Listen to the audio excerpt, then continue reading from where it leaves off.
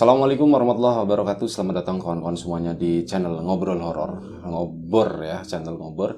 Masih bersama kami berdua di sini, Biru dan Bro Ayung di sana yang mau berbagi kisahnya kawan-kawan semuanya. Dan sebelum kita menuju ke Bro Ayung, kami mau mengucapkan terlebih dahulu banyak-banyak terima kasih untuk kawan-kawan semuanya yang udah kasih support, udah kasih dukungan, termasuk kawan-kawan yang udah ngasih support dalam bentuk super thanks ke Ngobrol Horor. Terima kasih banyak semuanya. Baik, langsung aja monggo Bro Ayung, waktu dan tempat dipersilakan, barangkali mau menyapa kawan-kawan terlebih dahulu. Monggo. Baik, terima kasih Mas Biro atas kesempatannya. Aku akan nyapa kawan-kawan dulu seperti biasa. Assalamualaikum warahmatullahi wabarakatuh. Waalaikumsalam. Bismillahirrahmanirrahim. Apa kabar kawan-kawan ngobor semua? Semoga semua dalam keadaan baik, sehat dan selalu bahagia tentunya, kapanpun dan dimanapun saatnya. Amin. Kembali ada kami berdua di ngobor, ada Mas Biro, ada saya. Kita akan usaha cerita-cerita horor seperti biasa ya, Pak ya. Iya, padahal udah tahu gitu. Udah Kita tahu. template banget ya. Template banget. Gimana Bro Ayung? Monggo Bro Ayung, ada cerita apa hari ini nih? Kita akan menuju tahun 90, Bi. Cerita ini dari Mas Udin. Nah, cerita ini dari Mas Udin di tahun 90-an di sebuah desa, masih dekat sama desa saya. Jadi kalau tak nalar ya dari ceritanya, aku ngalamin situasi saat itu gitu ya. Bisa ngebayangin kondisi ya. Bayangin. Jadi begini Mas, saat itu aku begitu bahagia, gembira, pokoknya hati ini senang banget. Saya nggak ngerti namanya hati, pokoknya senang banget. Karena apa? Karena mau ada rencana mau iring-iring manten.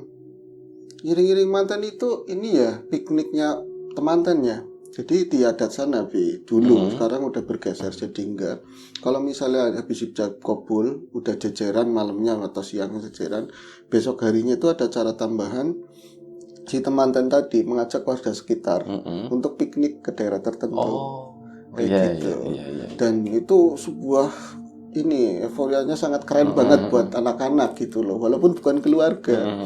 Kalau misalnya yang jadi nganten itu orang-orang yang biasa lumrahan, biasanya peserta itu ikut urun buat nyumbang mobil apa biaya itu. Tapi kali ini enggak Mas, soalnya yang jadi manten anaknya kaji sukram. Itu juragan beras gedean Mas, tamunya aja ora pedot-pedot katanya, tamunya aja banyak banget. Saya itu jangankan untuk acara iring-iring manten, ada hajatan aja udah seneng banget, ada musik gantung itu toa. Rasanya sesuatu banget ya, lah. tahun 90-an ya. Iya, seneng banget. Saya main gak jauh-jauh, putar-putar di dekatnya diesel, itu jajan di dekat itu. Terus emak saya kan jadi tukang isu-isu piring sama gelas sana. Rumah sana udah kayak keluarga, padahal terlibat rumangsa terlibat gitu ya. Iya, padahal boro-boro keluarga Mas. Orang ibu saya biasanya kuli di sawahnya dia kaji sukram, tapi diambil dari tukang cuci piring. Saya bangga banget kayak keluarga. Jadi yang lain yang ibunya nggak terlibat, ada apa izin mau masuk ke dalam sana. Kalau saya, yo mancing, ayo masuk, nggak apa-apa, ada ibu saya. Padahal ibu saya pangkatnya nggak ada.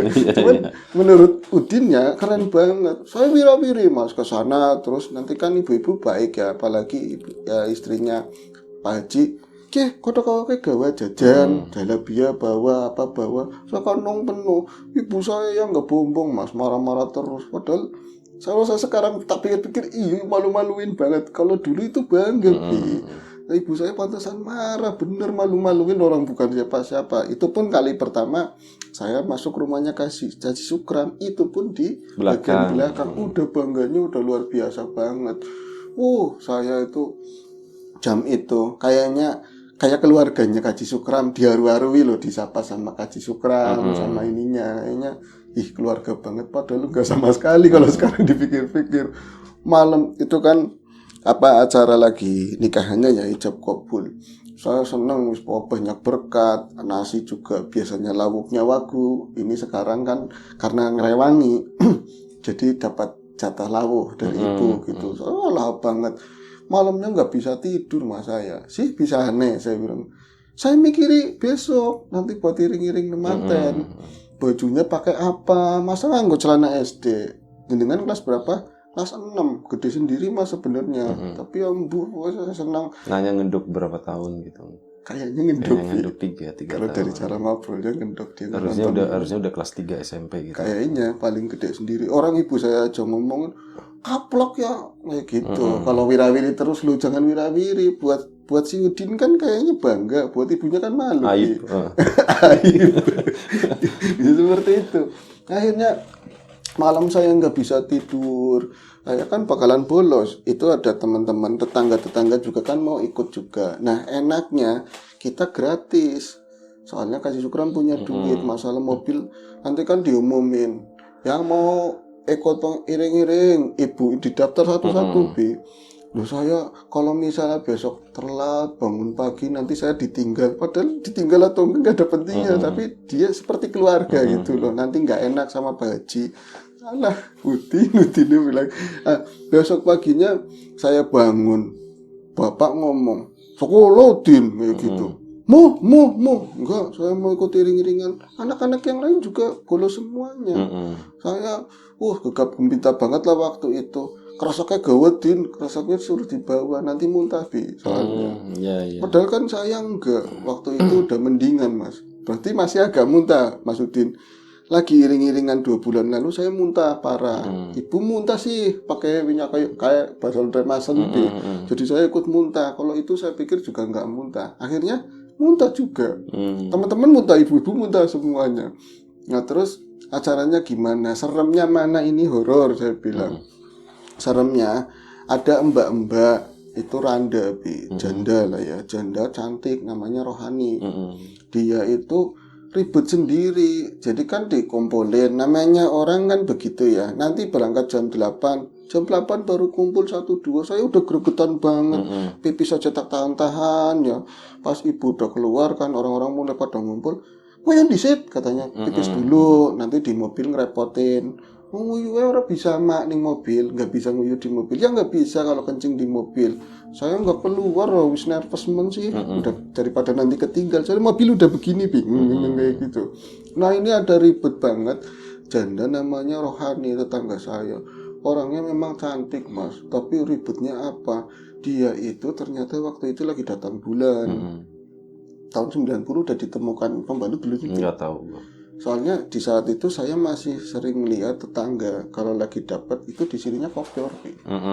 Terus kalau misalnya duduk, ibu-ibu misalnya pakai jarit gitu ya, ada tempat duduk entah lincakan atau apa ya, ini yang buat duduk kayak gitu, tapi nggak yang seperti ini. Nanti dialasin pakai tepas, sabut kelapa kayak gitu. Jadi si darahnya itu ke situ. Makanya pas Mas Udin cerita si Rohani datang bulan memang ribet banget. Jadi dia udah pakaiannya mungkin sekarang pakaian terbaik tapi merembes, sininya merembes. Akhirnya kan dia itu di situ aja jalan di situ, jangan jalan dulu, saya mau ganti, rumahnya rada jauh dari situ, balik lagi itu nggak jalan-jalan, itu semua mendadak benci semua sama si Rohani, termasuk saya, ibu-ibu aja jelek kabeh, udah mau berangkat banget loh, di sana piknik bahagia gitu lebih, padahal kalau dipikir bahagia gimana, baru jalan setengah aja udah mabok semua, saya naik. Pengennya itu Mas yang semriwing, yang kol, yang terbuka. Kan semriwing nggak mabok. Yang penting jangan ngadep ke belakang. Din, mana? Saya disuruh numpak angkot Tegal, Bi. Kuning. Angkot yang kuning. Masih yang kotak begitu, Bi. Kijang dulu. Kijang doyok. Sana ke situ. Mau di pintu biar semriwing nggak boleh. Nanti tiba ngempuling bajing katanya seperti itu. Saya naik ya. Pas udah arahnya ngulun Malahayu Bi. Malahayu itu kayaknya pernah dengar pantai ya, pantai Malahayu, pantai atau danau lah seperti itu. Pernah ke sana saya, arahnya ke sana. Rohani jalan itu satu mobil sama saya. Mambune kayak meno baunya ini sih darah kotoran itu bener-bener lagi banyak-banyaknya. Kayak sirok kata ibu-ibu ya. Kon anusia lagi datang bulan jadine anak piknik karena apa? Jadi lagi piknik, nervous jadi tambah ini, tambah deres kayak gitu.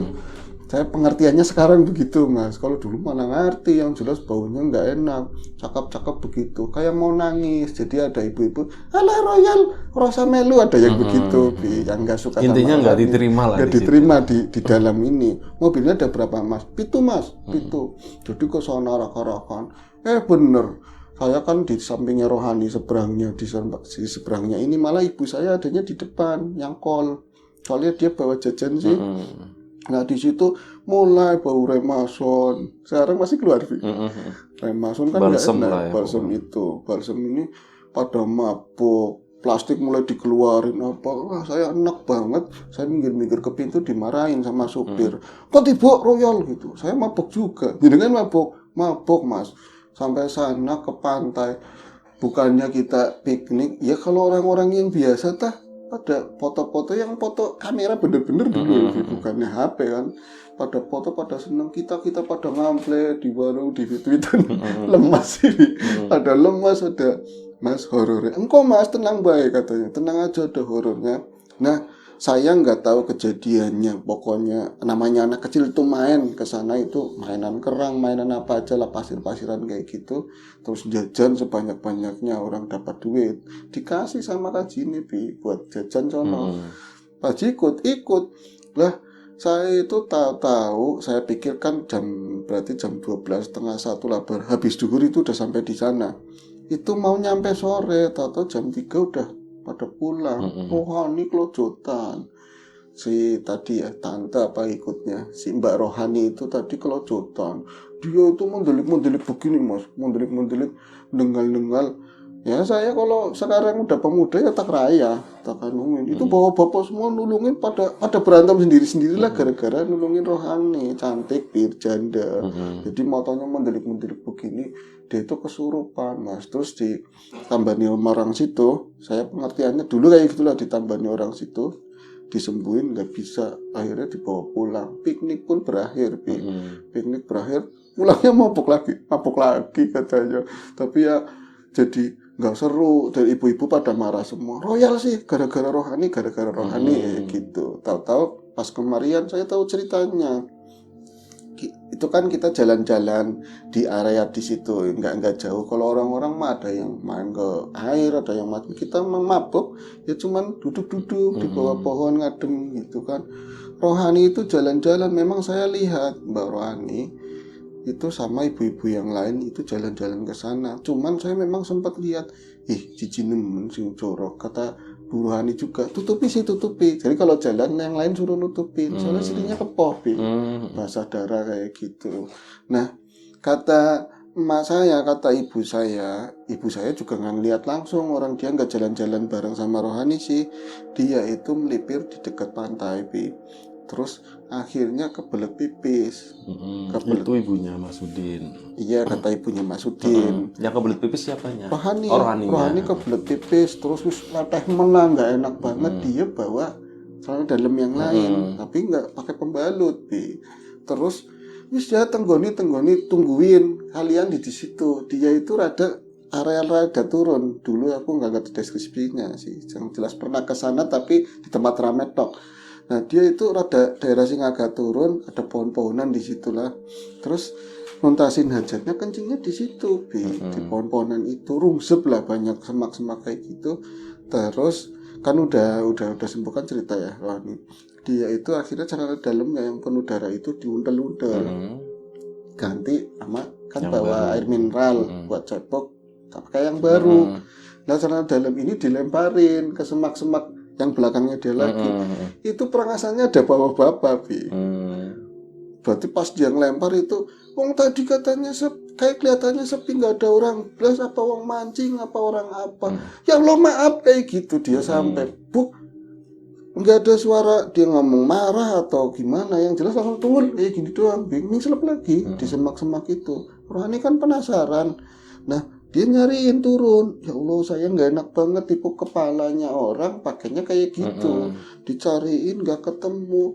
Nah yang lain yang nungguin 3 orang itu ngomong, Rok gue lihat siapa sih Rok, nyariin siapa, ditunggu nih, ayo mana sing apik, foto kayak giliran foto, jadi dapat kesempatan foto satu-satu.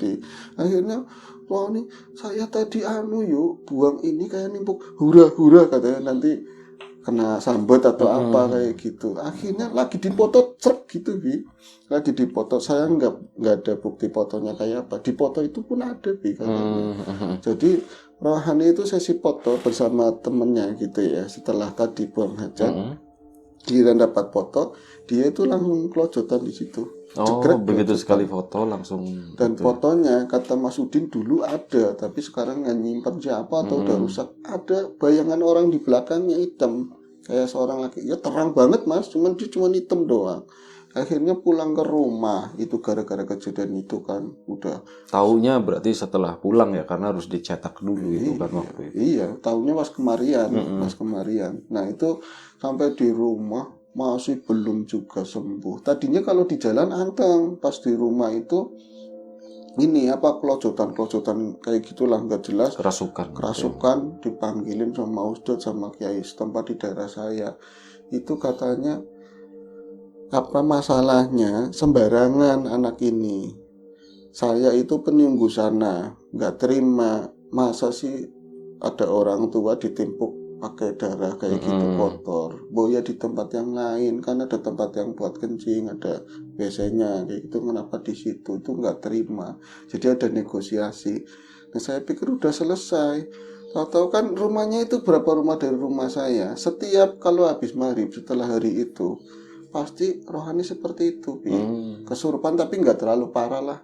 Tapi dia kayak bisa mengendalikan diri. Kalau ada orang-orang udah rame, kayak nunjukin eksistensi bahwa aku kesurupan dulu. Kadang-kadang orang berpendapat rohani sengaja dia kan kayak gitu, settingan. narik perhatian. Tapi orang saya SD yang kelihatannya asli aja. Wis gede semono Mas. Mungkin nggak naik kelas kali ya Bi. Saya udah ngerti namanya perempuan. Kadang-kadang kan pakaiannya asal-asalan kayak gitu. Kesurupan naik-naik apa kan mendruk-mendruk gitu ya. Pakaiannya kayak gitu. Seneng bapak-bapak yang lain nulungin. Hampir tiap hari kayak gitu. Jadi nanti kalau udah banyak orang, udah selesai, sembuh lagi. Aku orang apa? Apa sih pada kesini pada ngapain? Saya lagi nggak ada gula, gitu songong Bi. Akhirnya kan makin kemariannya hampir mau sebulan, nggak ada orang yang nengokin ketika rohani ada kayak gitu. Dia Udah bosen. udah bosen. Itu ada ibunya, paling bapak-bapak nyuri kesempatan kan. Pura-pura lewat beli rokok gitu. Iya, rohani kayak orang gitu kan. Pelan-pelanin jalannya gitu kan. Oh, udah mulai nih baru masuk. Mulai. Nah ini rohani kayak bisa mengendalikan diri dan habis maghrib pasti kayak gitu. Emaknya aja kayak udah biasa. Kadang-kadang memang bapak saya aja kadang-kadang tahu di depan rumah. Kayak rohani orang kumat kayak gitu, nanyain kayak gitu. Pak sembarangan hari ngomong. Ya ora. Ya Allah, aman, kelima nih kayak wingi sing dicekel apane gitu, yang dipegang apanya.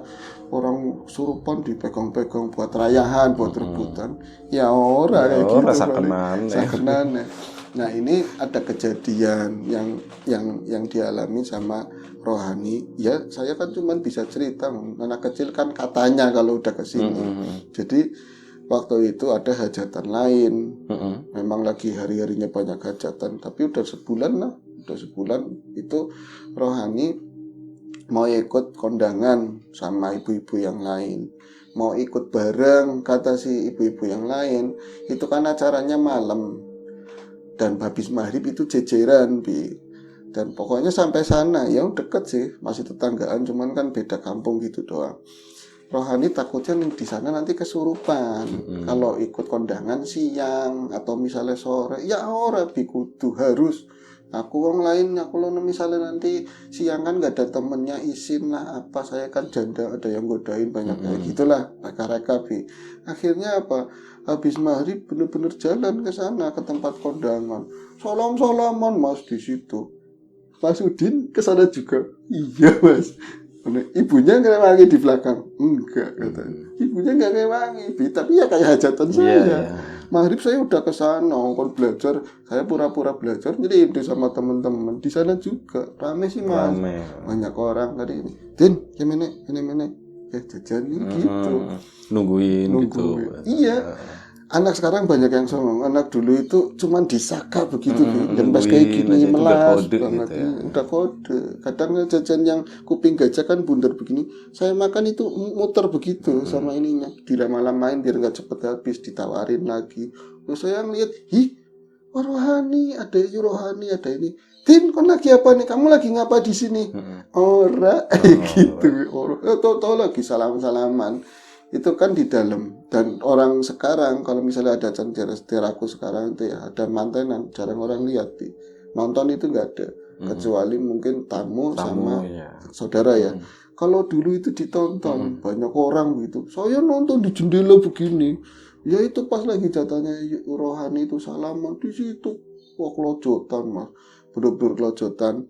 Dan apa ya, saya itu nyata atau enggak, saya ngelihat itu ada sosok hitam, kata Udin. Sampai matanya bisa ngeliat begitu? Enggak, itu dok nilai ada sosok hitam. Tapi jalannya bukan kayak orang, merangkap begini. Dari kerumunan kita lah, tapi dia dari pintu depan itu langsung merangkak-rangkak nggak jelas, hitam pokoknya lah, langsung masuk ke tubuhnya rohani. Jadi salaman, diburu-buru kayak gitu, ininya, mantainya. Yang jerit-jerit mantainya, kenapa ya Allah, jangan kayak gini, dipisah-pisah, tangannya kayak ngeragat, gitu, kenceng banget, sampai jerit-jerit mantan perempuannya. Jadi ke mantan perempuan, ayo teman, ayo diciumin sama rohani, gila nih mas waktu itu. Aku ngomong anak setan ireng, ada setan hitamnya.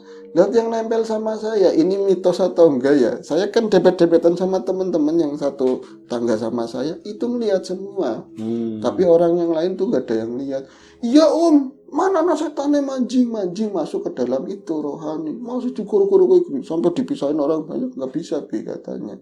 Dia nangis kejer untungnya udah ijab kabul, udah selesai lah. Meja bahkan ini tampian yang ada ayam bekakak nanti buat suap-suapan lamparan kemana-mana. Saya tapi udah ngerti malu mas, itu warga saya loh. Jadi kon kenal bocah, kamu kenal? Iya loh, kon rohani tanggane Sidin mana suruh laporan ke rumah. Saya pulangnya takut, gak laporan, saya muter doang katanya. Wis mau nonton lagi sih nanti kelewat sih nonton lagi. Itu akhirnya ada orang yang pakai peci putih, mungkin kaji atau apa ya, dia itu disabot pakai ini, banyak jebret gitu. Saya lihat lagi setan itu keluar dari tubuhnya rohani, ke situ lah, ke arah pintu lagi. Dudak Yudin, kata teman saya ngomong, kejar Yudin, setan goblok, jangan nanti kita kesurupan. Itu langsung letak di situ, ngerepotin. Akhirnya rohani diatur sama keluarga situ pakai becak. Dulu kan becak transportasi penting banget, itu diantar ke sana. Ya malu orang tua, diantar pulang. Terus sama si tadi kaji tadi ikut, yang tadinya nyabet ini, itu nyatanya disembuhin, ngobrol. Saya juga ngeliat dia di kamar gitu ya, kamarnya pintunya dibuka, kaji itu di dekatnya ini ngobrol-ngobrol lah, tapi bukan sosok rohani. Rohaninya yang ngomong tapi suaranya laki-laki. Aku ora terima kayak gitu, bahasanya Jawa, aku mau ora terima. Sampai kapanpun saya mau di tubuhnya orang ini, saya suka perempuan cantik, apalagi tadi sama manten kayak gitu. Dimarah-marahin sama Pak Kaji itu, kalau kamu nggak mau keluar nanti saya bakar kayak gitu. Ya habis aku metu. Itu tahu-tahu saya lihat lagi sama teman-teman keluar dari tubuhnya rohani ke hording ke jendela, bener-bener langkah tapi cepat. Hordingnya memang jalan. Jadi saya ngeliat sih ada makhluknya. Kalau orang-orang kue hordingnya bisa buka dewek, katanya bisa buka sendiri. Nah sejak saat itu nggak ada kesurupan lagi rohaninya. Cuman jatuhnya jadi pelonga-pelongo. Pelonga-pelongo itu pelonga-pelongo. Pelonga-pelongo berarti sadarnya rohani yang kemarin sama kesurupan, yaitu dikuasain terus sebenarnya. Pas ininya baru diri rohani yang asli itu bengong-bengong. Haji maranin lagi saya itu selalu update terus mas kejadian. Ada orang beda, apa tahu mencingi sih tahu-tahu dia ngomong sama ibunya rohani, ini sembuhnya kalau udah dinikahin. Akhirnya rohani menikah sama Pak Haji. Kirain sama muridnya. Kirain modus. Sama muridnya Pak Haji. Muridnya Pak Haji lah, sama-sama duda. Terus ada kejadian orang mas bisa orang udah aman, jadi nggak ada kejadian lagi setelah itu. Udin rugi dong berarti. Udin rugi, begitu juga masyarakat yang lain yang biasa megang kalau kesurupan. Aku seneng di sekitar tahun itu aku ngalami dan aku kayak Udin juga. Iya, kebanyakan dia tahun 90-an ya kayak gitu. Ya kan seolah-olah keluarga sendiri, seolah-olah penting. Betul. Padahal ngewangi tok. Bangga sesaat gitu ya. Ada sompok itu toa ya, itu aja udah hiburan luar biasa. Oke, baik Bro Ayung, terima kasih atas ceritanya. Mas Udin juga terima kasih udah berbagi kisahnya. Kawan-kawan di rumah juga terima kasih banyak udah menonton, mau dengerin. Mohon maaf kalau misalnya ada sesuatu yang nggak berkenan di mata, di hati, di telinga kawan-kawan semuanya, mohon dimaafkan. Doa terbaik dari kami untuk kawan-kawan semuanya. Selamat hari libur. Jaga kesehatan kawan-kawan. Sampai jumpa di episode selanjutnya ngobrol horor. Assalamualaikum warahmatullahi wabarakatuh.